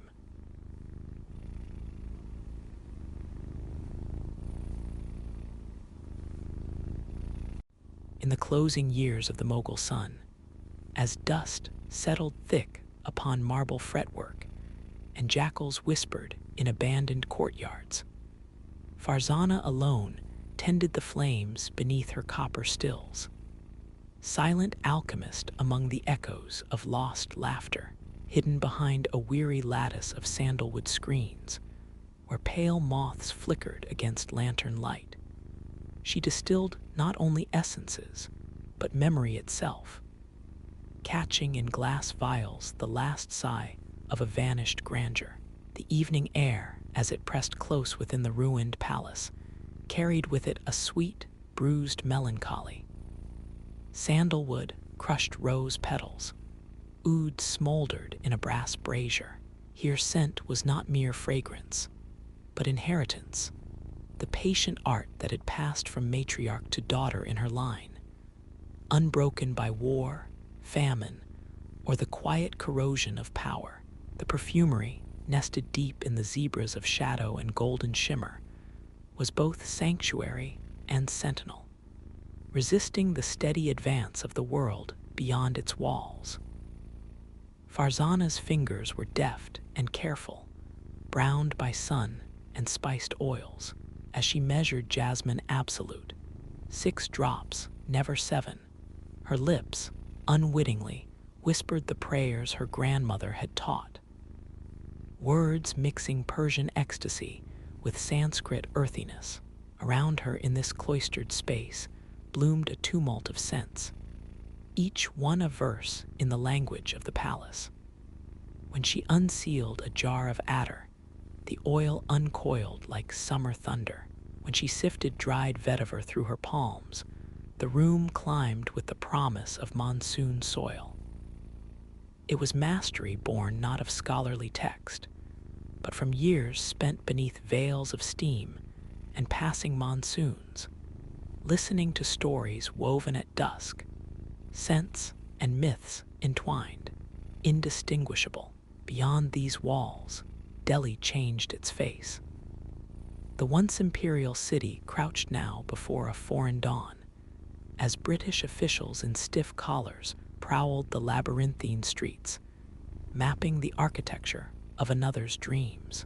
Sardonic laughter echoed from clubhouses erected atop raised mosques, and the scent of foreign tobacco trickled into crevices where once only ambergris and saffron had reigned. The old mogul's court, the axis upon which taste and aroma once revolved, stood hollow, its fountains choked with silt, its nargillas cracked and unused. Only within Farzana's alcove did the ancient world persist, flickering in invisible chemistries. Her father's portrait, rendered in careful strokes beneath a filigree arch, watched her with an impossible patience. Eyes soft with old wisdom, beard brushed with henna. He had been the last to teach her the secret architectures of a scent, how camphor must twist around orange blossom, how the first dew at sunrise could sing through distilled lotus. He had spoken often of loyalty, first to spirit, then to craft, and lastly to the land whose clay colored both their blood and their adders. Now, with the city crumbling under the shuffle of boots, she brewed for ghosts and memory. Each evening, she anointed her wrists in the fading light, closing her eyes and listening to the peal of ancient bells, to the far-off prayer of the muezzin, to the wind that sifted through broken domes, bearing with it the faint promise that even lost dynasties carried perfumes that would not so quickly surrender to oblivion.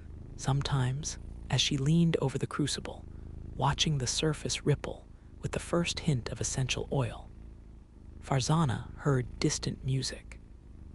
Not the riotous strains of durbars, but something more intimate, the hush of her mother's voice naming ingredients while washing her hair with rosewater, the susurrus of her own heartbeat as she strained to detect the moment when one note gave way to the next.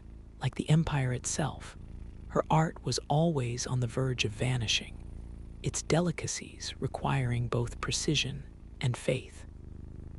By dawn, when only the last stars clung to the violet sky, Farzana stepped onto the roof.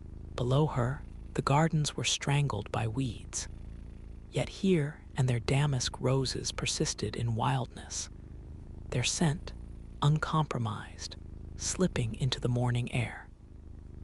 She bowed to them, to the generations that had poured everything into invisible legacies, and returned to her silent labor. She was the last perfume brewer of the Mughal Empire, and as the world dissolved around her, she believed her art would remain, unmarked, unseen, but eternally alive in the air, fragrant as an unspoken farewell. The world outside Farzana's perfumed sanctuary belonged to another tempo.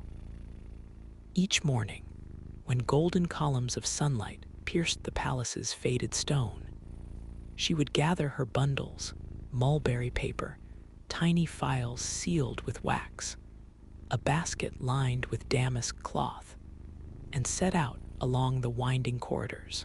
These were avenues where royal footsteps once fell, though now only pine needles and the soft scatter of her slippers marked the dust. With each careful exit, she carried the flesh of forgotten luxury out into the coarse, uncertain heart of Delhi. Her route, like a pulse, led downward, past the sleeping mosaic of broken tiles, down stairways slick with years, through moss-shadowed doorways where blue lizards lingered motionless in sun warmth. By the time she reached the city proper, the smoky haze from cooking fires would already embroider the lanes. The bazaar welcomed her without ceremony. Here, commerce and rumor were indistinguishable. It hummed with the restlessness of palms passing over silk, coins chiming, the shuffle of feet eager for fortune or escape.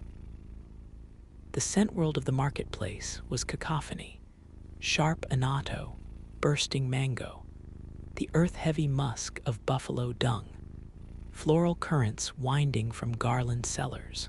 It was world's end and origin in the same breath. Among the vendors, Farzana moved quietly. There was in her bearing an air of antiquity out of place, something in the angle of her chin, or the way her eyes lingered on saffron threads that marked her as neither entirely of the present nor wholly of the past. She traded not in loud boasts, but in secrets. Customers came, old widows wrapped in shimmering indigo, young noblemen hurrying beneath parasols, British officers half mocking, half curious. They gathered around her tray, inhaling the slow mystery of her oils, each drop a distillation of empire's twilight. She tailored formulas not simply to please, but to restore. Vials for insomnia, sachets for fading memory, filters that promised, if only for an evening, a glimpse of vanished gardens or the cool hush of marbled chambers now surrendered to ivy. Yet beneath the exchange, a new language flowed.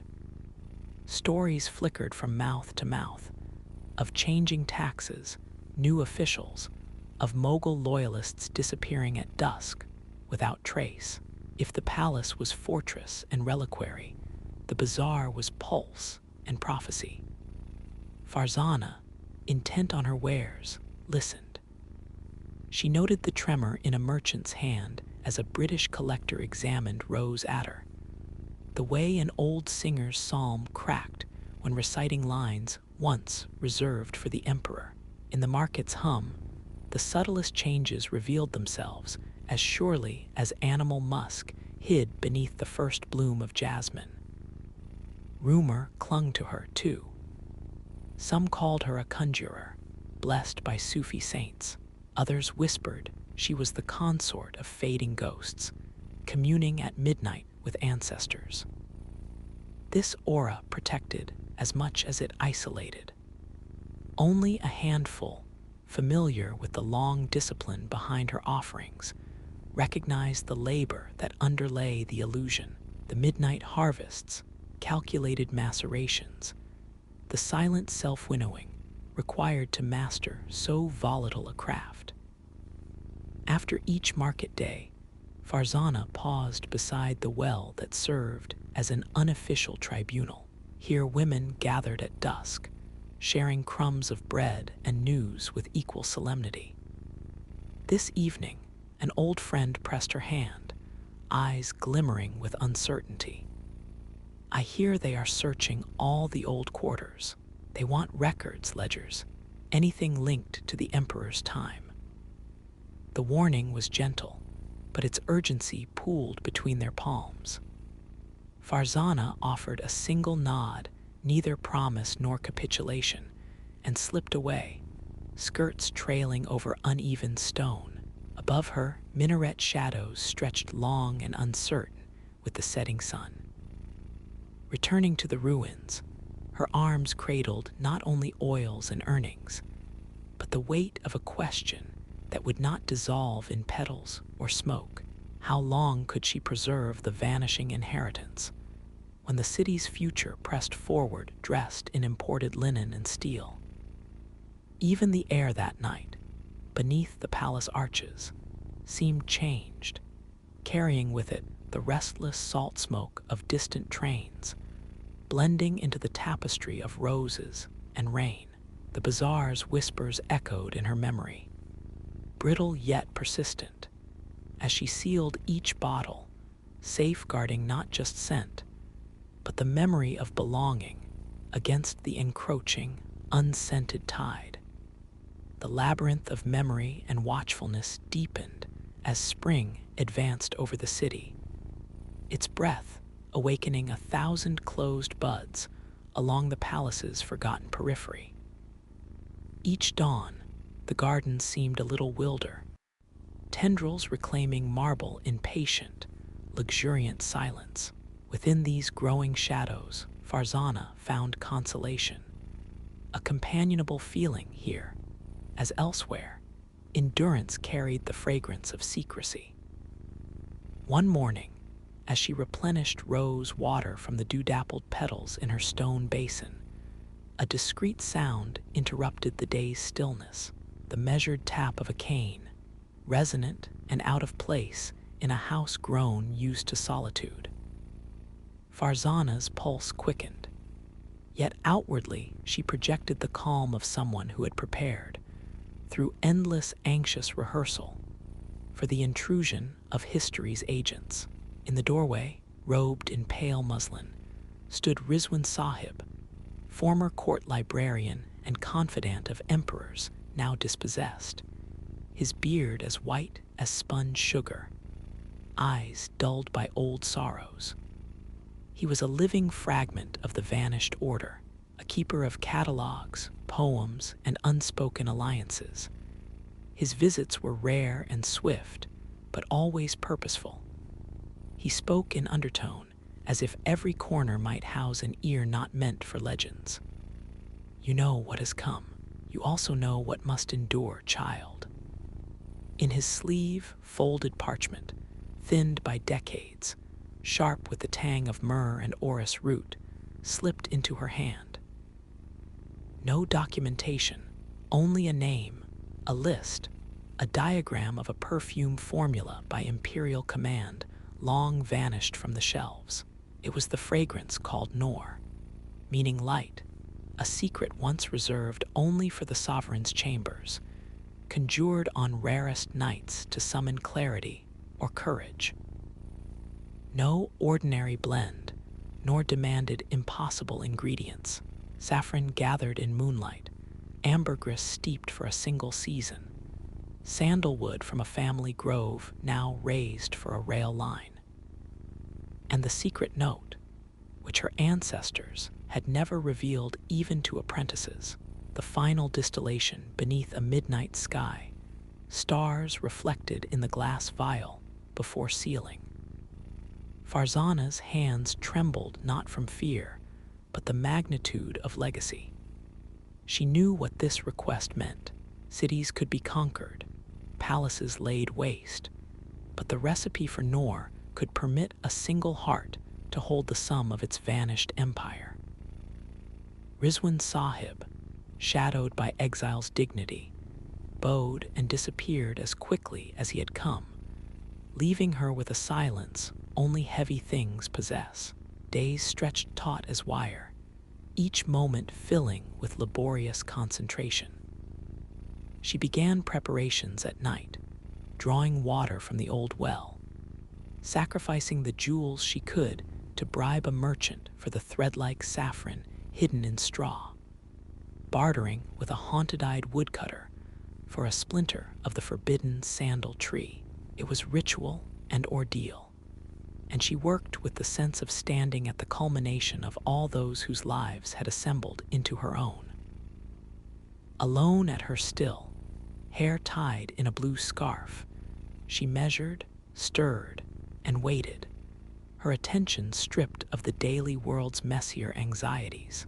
Wordless, she reflected on the burdens concealed in inheritance, the choice between surviving in the new order and honoring a lineage almost torn from the page.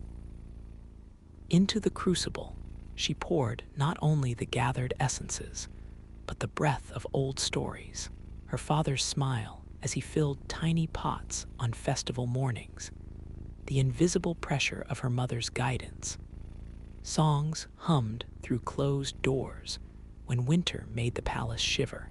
As the final distillation neared, her preparations became almost ceremonial. Halting by moon's hush beneath an open, colonnaded sky, she poured the concentrated heart of Noor into a cut crystal vial. Her own face, solemn and vulnerable, refracted in 100 trembling facets. She cradled it, this condensed history in darkness, both grateful and burdened. The secret belonged first to the royal line, yet in this hour she understood its truest purpose. Noor was not merely a scent, it was a fragment of belonging, distilled radiance for a night when all other lights had gone out. As she corked the vial and marked it with a thread of indigo, the first hints of a new storm unfurled across the horizon, and Farzana felt that she too had become both vessel and guardian for all that would not be rewritten. The city's new order had a colder symmetry. red walls newly repainted, signs of English authority stitched in every direction, and eyes, always eyes, watching from latticed balconies or stationed impassively along the bazaar. It was a world where old associations might lead, at best, to suspicion, and at worst, to ruin. Farzana moved within this vigilance with a measured purpose, even as the rhythm of her own heart beat with the tension of silent defiance.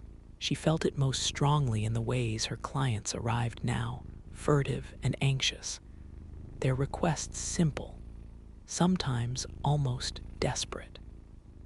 The great perfumes of festivals and pageantry were rarely asked for. Instead, people wanted camphor for headaches, or sachets of dried tulsi to place beneath pillows, modest protections for turbulent nights. Yet, beneath these humble commissions, Farzana discerned a yearning far deeper than comfort, a need to touch the remnants of themselves, to defend against erasure with every scented token she could grant them. It was in this climate that the significance of Noor, that secret fragrance swaddled in glass and linen, shifted from private heritage to a breath of rebellion. Word had spread, never openly, but like a pulse beneath the skin, of a scent that could revive memory, kindle resolve. There came, beneath the lamp-black skies of insurrection, a gathering of figures, some old courtiers in battered brocade, a few of Delhi's young scribes with hands stained by ink and hope, even a woman cloaked in white, whose voice carried the cadence of forgotten ghazals. They assembled at night within the emptied house of a friend, walls lined by tapestries to blur eavesdroppers' intentions.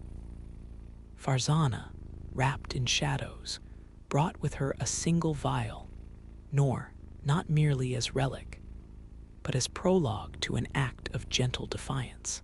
She uncorked the bottle, and the air filled with that rare clarity. Saffron's fire, the faint ache of sandalwood, a whisper of something unnameable and ancient. A silence settled, more articulate than any oration. Each conspirator took a breath, some with closed eyes, as if in prayer, others gazing solemnly at the windows as the city's new order patrolled outside. To those gathered, the fragrance conjured not nostalgia, but conviction, reminders of gardens once open to all, of music and language unpoliced, of a dignity unafraid. In those moments, Farzana understood anew her role, not only as preserver, but as catalyst. Perfume created in secrecy became the invisible marker of resistance, a message passed beneath coats and scarves, a drop serving as secret handshake between the loyal and the dispossessed. Revolution, she saw, did not always clang in the streets. Sometimes it shimmered, imperceptible, in the trace of an adder smuggled into a prison cell, or in a sachet pressed into a trembling palm before trial. From that night onward, her days grew dense with coded errands. Children arrived at her workshop under the guise of errand boys, collecting files embedded in cakes. Letters, dry and unscented, bore invisible messages, words she traced in tincture that only the knowledgeable could rediscover with the warmth of a flame.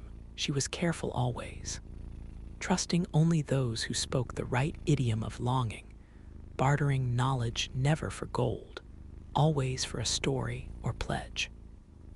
And all the while, Farzana recognized the shifting nature of resistance.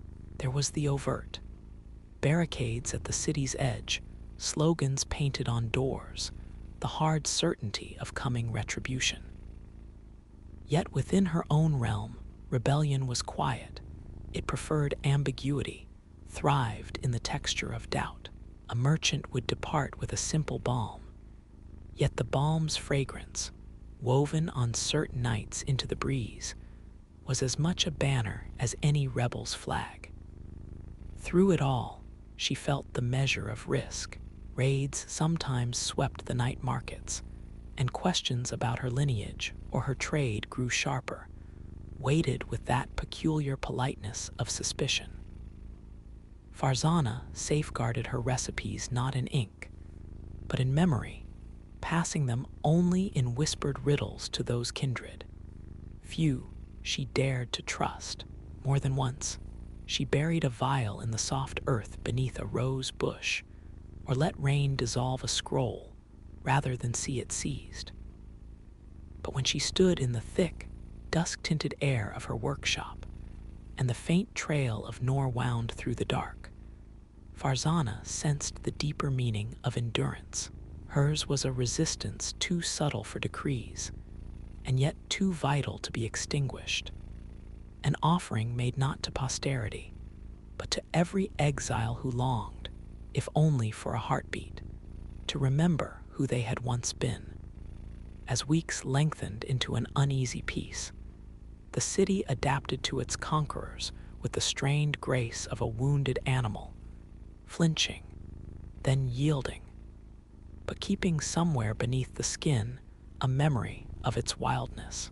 Those who had worn silk now donned duller cloths and bowed more deeply. But inside alleys and shuttered rooms, there persisted a secret wit, an art of remembering, sly as laughter behind a closed fan. Farzana felt this, the muted perseverance as she moved from one day to the next, her workshop both a haven and a crucible. The work continued, subtler now, but more meaningful. Morning hours were spent making simple remedies for neighbors, their gratitude offered in silence, or in a glance that lingered a moment too long. When dusk arrived, she taught what could safely be taught, how to recognize the true white jasmine, to know by taste an oil's harvest year, to read, in the balance of a sense opening and dry down, the lineage of an entire people. Her apprentices, two young sisters orphaned by distant battle, an apprentice boy whose voice had not yet lost its high pitch, learned quickly. They understood that knowledge transmitted by touch and repetition was harder to erase than any volume lined up for confiscation, but the rituals of instruction could not banish loss. Orders arrived from the authorities, ever thornier in their reasoning. Some demanded taxes, others requested her presence at a recitation, an absurd feint for surveillance. She complied when needed, eyes lowered, hands demure. But when she returned to the perfumery, she moved without deference, guarding those ancient processes that the world seemed eager to smother. Evenings were spent coaxing a final distillation from blue lotus, or eking a few drops of oil from a withered tuberose, acts at once mundane and numinous. Now and then, a knock sounded at her postern gate, a traveler injured, a poet fallen from favor, a woman who had sold her last finery for safe passage. Farzana met each with what she had. Sometimes a cordial of bitter orange for sorrow, sometimes a touch of rose smoke to guide restless dreams. If she found herself, in rare stillness, gazing across the city's nightlit rooftops, she did not mourn aloud, but let her memory move backward to the cadence of her father's hands as he pinched orris root, her mother's laughter when clouds gathered for a midsummer rain, the laughter wrung from low fortune, bright as pomegranate seeds upon the tongue. A letter one day, delivered with neither seal nor signature, brought a sharper turn. Its words, cautious as footfalls on a wet flagstone, conveyed news. Those loyal to the old order had found new vantage, and wondered whether a token, a scent, subtle and compelling, might reach distant prisoners held in the Red Fort's shadow. Farzana did not hesitate. Working by moon and the hush of habit, she composed for them a draft composed mostly of hope, delicate notes of cardamom to brighten vigilance, a small measure of vetiver for calm, and the indefinable heat of her own memory. The blend traveled far, folded in silk, its journey hidden yet persistent, a comfort in the ironclad dark. Within her own walls, time wove its own alchemy. The apprentices grew more skillful, shoulders straightening beneath borrowed shawls, laughter less brittle. Old tools were mended, recipes spoken not in fear, but in the gentle confidence of the initiated. Farzana, though wearied, found herself less lonely. She began to see, between the acts of survival and transmission, the outline of something greater, a legacy not just maintained, but refashioned, the art ripening with each new interpreter. As the monsoon broke, pouring fresh life into the city's bones, Farzana led her small circle into the garden, where, improbably, a few rose bushes and wild basil still blazed. She uncorked a plain bottle, not nor, but a new blend, born of scarcity and invention. Passing it among those gathered, she invited them to inhale, to name the notes, to imagine what meaning this latest scent might possess. The answers came hesitant at first, then bolder, each apprentice weaving their own phrase. This is the air after rain. This is memory of a mother's hand. This is forgiveness. No single blend would ever resurrect the past in perfect form, yet as Farzana's hands guided theirs in a final, wordless blessing, she recognized that the true essence had never been confined to a scroll or vial. It was what endured, quietly, in every child who learned to pair scent with story, what blossomed in the smallest act of care, despite the world's grim arithmetic. And so, as the rain trilled across the old stone, Farzana, the last perfumer of a vanished empire, breathed in the future, fragrant with loss, persistence, and the defiant grace of legacy made anew.